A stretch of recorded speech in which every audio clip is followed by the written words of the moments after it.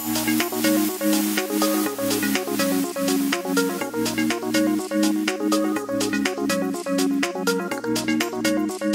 evening, South Florida. I am Manny Simone for Wilton Live, and we're thrilled to be back with our third season of South Florida Gay News. Today is Thursday, September the 27th, and as usual, we're going to bring you the headlines that you need to know, and they're brought to you this week by the Epic Summit 2018.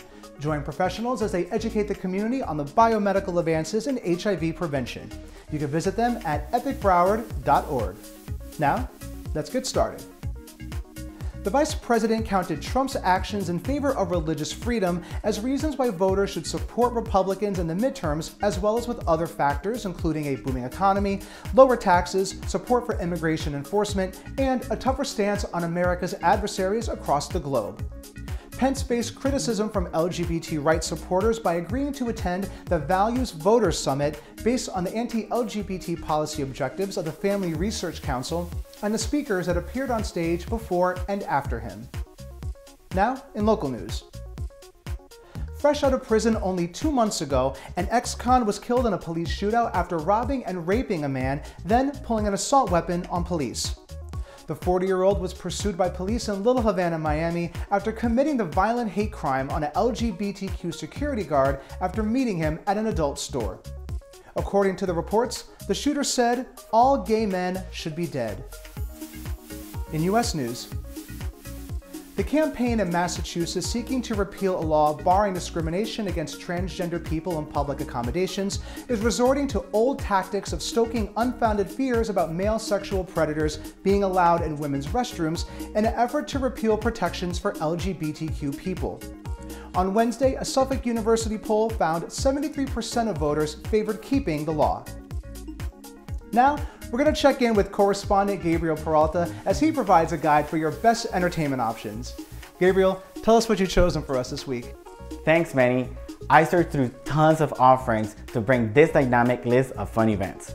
Fridays, I say Take Me to the Movies, where you can see Kevin Hart and Tiffany Haddish in the comedy Night School, opening nationwide tomorrow. Gather the entire clan Sunday for the family day at the Bass Museum of Art. Do you like big, juicy burgers? The pub in Wilton Manors has the $5 burger night to kill those Monday blues. Will and Grace are back with a new season. At Rosie's Bar and Grill has a fun night planned Thursday for the premiere. As always, visit our Facebook, Twitter, or Instagram pages for my complete list. Now, back to you, Manny. Thanks, Gabriel. We look forward to your future recommendations. And now, from around the globe. Romania's top court has given a green light to a referendum that could change the constitution to explicitly state that marriage is a union between a man and a woman. The Constitutional Court decided Monday in a 7-2 vote that there is no legal impediment for the October 7th referendum. This week in sports.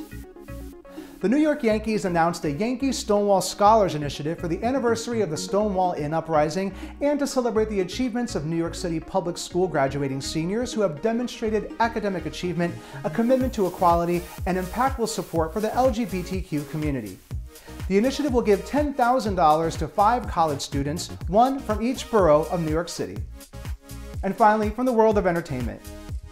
In a statement, Sesame Workshop was prompted to address the famous puppets Bert and Ernie's relationship after a former writer for Sesame Street said his own relationship with another man inspired his writing of the characters. Mark Saltzman, who worked for the preschooler program for 15 years, told Queerty in an interview, "I always felt that without a huge agenda when I was writing Bert and Ernie, they were gay.